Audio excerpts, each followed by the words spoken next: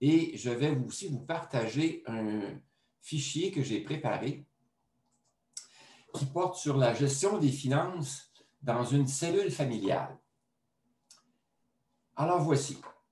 Au Canada, 50% des couples se séparent. Et dans son livre intitulé « En as-tu vraiment besoin ?» Pierre-Yves McSween consacre un chapitre aux modalités de gestion des finances personnelles dans un couple. Entre autres, il faut connaître la statistique. Il nous propose une statistique qui dit qu'au Canada, 50% des couples se séparent, à la page 123 précisément. Donc, au moment de faire vie commune, il propose à chaque couple d'ouvrir un espace de discussion portant sur la gestion des finances personnelles, c'est-à-dire les actifs, les dettes, les revenus, les engagements, le style de vie, les habitudes de consommation et d'épargne, et notre relation à l'argent aussi, les projets qu'on a, les modalités de partage de dépenses qu'on souhaiterait utiliser pour la vie en couple. Lui, à la page 163, M. McSween, il nous propose des modalités de partage de dépenses. Il dit, il y a plusieurs modèles possibles, plusieurs façons de faire. Une des façons de faire, c'est de dire, chacun sa part, chacun on ne partage pas nos dépenses quand on peut, quand on est capable d'isoler nos dépenses, on les isole et chacun fait sa part pour les dépenses qui sont communes. Ça, c'est une façon de faire. Une autre façon de faire, c'est de dire qu'on met tout ensemble, on a une seule unité financière globale, on met tout ça ensemble, autant les revenus, les dépenses, les actifs, les dettes, tout ça ensemble. Une autre façon de faire, c'est de dire on partage les dépenses 50-50. 50%, 50%. C'est une autre façon de faire. Ou encore, ça pourrait être une proportion différente selon les revenus de chacun.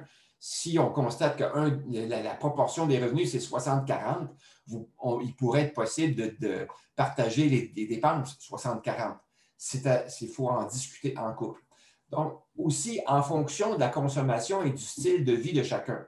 Imaginez que dans un couple, un des deux a comme hobby le saut en parachute et il aime ça faire des sauts en parachute toutes les fins de semaine. Alors, vous voyez les coûts qui sont inhérents à ça, comparé à un autre qui a un hobby qui est moins coûteux. Alors, il faut partir des habitudes de consommation et du style de vie de chacun pour faire le partage. Imaginez un couple dans lequel un aime beaucoup les voitures luxueuses ou les voitures de sport et il met beaucoup d'argent dans son budget pour sa voiture, tandis que l'autre se contente d'une voiture bien ordinaire. Alors, s'ils ont décidé de faire un partage de dépenses 50-50, vous voyez qu'il y a comme une inéquité qui pourrait se créer dans le couple à cause du style de vie différent des deux. Et cette inéquité-là pourrait ressurgir sous forme de problèmes de relation, dans la relation un peu plus tard. C'est donc important d'en discuter et d'ouvrir une session, ouvrir un espace de discussion global sur les finances, la gestion des finances dans la vie du couple. Alors lui, qu'est-ce qu'il propose de faire? Il propose au début de la vie de couple, de la vie commune. Bien, il peut y avoir des couples où les gens habitent chacun chez eux, ça simplifie les choses, mais lorsque les gens décident de faire vie commune, voici ce qu'il propose. Il propose d'abord de faire un inventaire des biens, des dettes et des charges de chacun. Ensuite, d'établir la liste des dépenses communes. On décide donc quelles sont les dépenses qu'on va décider de partager ensemble et celles qui seront séparées. Et on va aussi faire l'inventaire des besoins financiers. Alors, exemple de ça, s'il y a un des deux conjoints qui a un enfant, ses besoins financiers vont être supérieurs à l'autre, mais il faut en tenir compte. Alors, c'est tout ça qu'il faut mettre sur la table.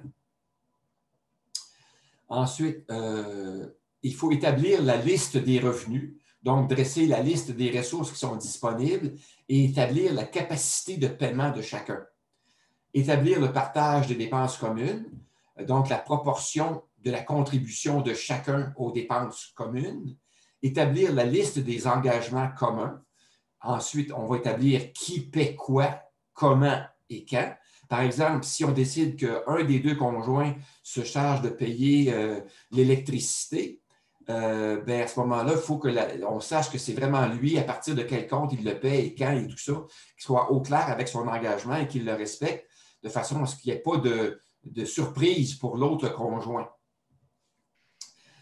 Si vous décidez, surtout si vous décidez d'avoir un compte bancaire commun, alors s'il y a des surprises qui sont faites parce qu'un a pris davantage d'argent qui était supposé dans le compte commun, ça peut créer des situations imprévues là, qui vont générer des conflits peut-être.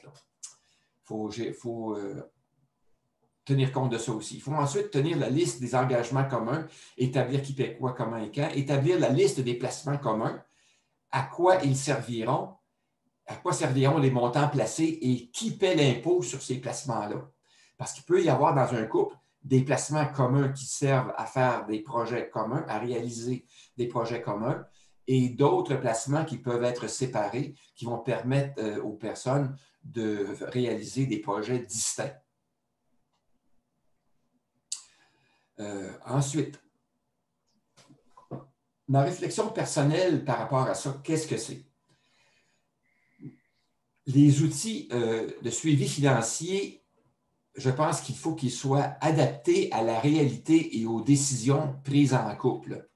Il faut permettre de tenir compte de plusieurs aspects, notamment la situation de chacun des partenaires au début de la vie commune, des enfants qui sont issus d'une union précédente s'il y a lieu, des avoirs propres de chacun et les biens qui seront acquis en couple, maison, voiture, meubles, etc., ainsi que les dettes propres à chacun, pension alimentaire, hypothèque ou prêt. Ensuite, il faut assurer un suivi adéquat et transparent des dépenses. Alors, les dépenses qui sont propres à chacun des membres de la cellule familiale et des dépenses qui sont partagées. Par exemple, dans un couple, il peut y avoir un des deux parents qui a 2 enfants à charge, donc les dépenses qui sont reliées à ces 2 enfants doivent-elles être considérées comme des dépenses communes ou des dépenses qui sont alléguées alléguées à un des deux conjoints? Alors, vous voyez, c'est une discussion qu'il faut avoir. Et il faut que les outils de suivi comptable permettent de tenir compte de cette situation-là. Donc, si on veut tenir compte de la part des dépenses qui sont occasionnées pour les enfants qui ont des parents différents, il faut tenir compte de ces éléments-là aussi. Ensuite, il faut tenir compte des revenus propres à chacun et de la répartition convenue, c'est-à-dire le pourcentage qui aurait été négocié entre les deux conjoints pour répartir les dépenses communes. Alors donc, le budget, c'est une chose et le suivi des dépenses doit refléter les décisions qui auront été prises, autant du côté du budget que du suivi des comptes. Ensuite, autre élément, les comptes conjoints. Alors, les comptes peuvent être conjoints ou séparés, autant les comptes bancaires, les comptes de marge de crédit, les comptes de carte de crédit et les comptes de placement.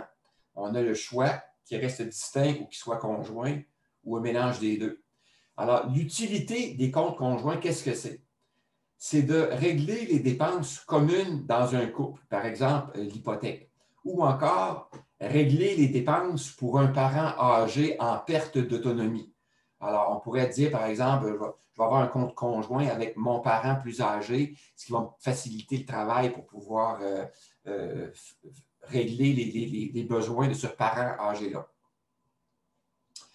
Les avantages du compte conjoint, c'est la simplicité et les inconvénients sont les suivants. Alors, premièrement, il y a des risques au compte conjoint et il y a des frais qui sont plus élevés aussi. Les risques qui sont inhérents au compte conjoint, c'est que si un conjoint ne respecte pas les ententes convenues ou abuse de la situation, ça va créer un manque dans le compte il va y avoir des soldes négatifs et là, à ce moment-là, ça va créer des frais et ça va créer des situations qui peuvent être conflictuelles. L'autre risque, c'est lors de la séparation ou lors du décès. On a vu des situations où lors de la séparation, un des conjoints part avec le compte, l'argent qui était disponible dans le compte et bye-bye, L'autre se retrouve gros gens comme de gens avec la responsabilité de continuer à payer les factures. Également, lors du décès, un compte conjoint est un compte qui est bloqué par l'institution financière jusqu'à ce qu'il y ait le règlement de la succession, et ça, c'est assez long. Alors, ça fait en sorte que ça crée des situations souvent très difficiles financièrement parlant pour le conjoint restant lorsque tous les revenus étaient déposés dans le compte conjoint et que les dépenses étaient faites dans le compte conjoint, c'est la même chose. On peut pas, le compte étant bloqué, les fournisseurs ne seront pas payés et ça va créer encore là des situations conflictuelles à gérer avec les fournisseurs. Ensuite, les frais bancaires qui sont reliés au compte conjoint, à la marge de crédit et aux pénalités, ainsi qu'aux défauts de paiement et aux intérêts, tout ça, ça constitue là, des éléments là, qui sont des risques et qui sont constitués comme des inconvénients au compte bancaire. Alors, si on a plusieurs comptes, on a des comptes séparés, on peut avoir des frais ou des pénalités ou des revenus d'intérêt qui sont reliés à nos comptes séparés. Mais encore là, si on a un compte conjoint, on peut avoir des frais séparés aussi à payer pour le compte conjoint. Ça peut venir augmenter les charges. Ensuite, les applications de gestion de dépenses communes. Alors, il existe sur Internet des applications mobiles qui permettent d'être utilisées avec un téléphone cellulaire ou avec une tablette.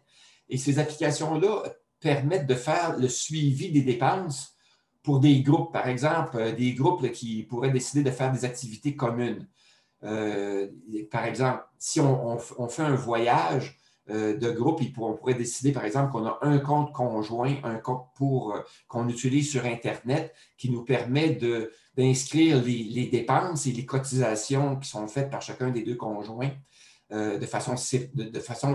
par chacun des membres du groupe de façon séparée et répartir les cotisations de chacun des groupes en fonction des dépenses totales.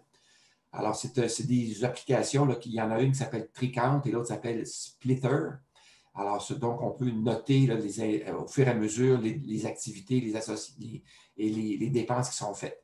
C'est utile ça, pour les groupes, les voyages, les fêtes familiales, les activités des associations à but non lucratif ou quand on décide de partager un loyer avec un colocataire. Alors, même pour les jeunes là, qui partagent les dépenses avec des colocs, ça peut être des applications intéressantes. Dans ces applications-là, chaque utilisateur ajoute ses propres dépenses et le logiciel s'occupe de calculer ce que vous devez et afin d'équilibrer la répartition de chaque participant du groupe. Ensuite, les références en comptabilité, il y en a quelques-unes ici, là, la référence avec « En as-tu vraiment besoin » de M. McSween. « Les bons comptes font les bons couples ». C'est un autre livre qui porte sur le partage des dépenses dans un couple. Ensuite, le site Mes finances personnelles, le guide de gestion des finances personnelles de Protégez-vous, les grilles budgétaires de Protégez-vous, et les avantages et les inconvénients des comptes conjoints sur le site des affaires. Le site Les Affaires a un article qui porte sur ça. Ensuite, les comptes conjoints, ce qu'il faut savoir avant d'en ouvrir un. C'est un autre article de Protégez-vous.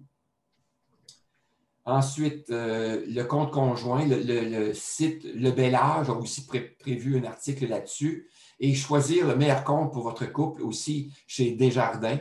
On a un article là-dessus. Les applications de gestion de dépenses de groupe, Splitter et Tricount, et les applications de gestion de compte bancaire en ligne. Alors, on a ici des applications là, qui sont nommées le top 5, des applications Android pour gérer votre budget, et un autre site sur lequel on a des comparaisons des applications bancaires pour mobile. Ces applications-là sont des applications qui ont été évaluées pour des clients français, des gens français.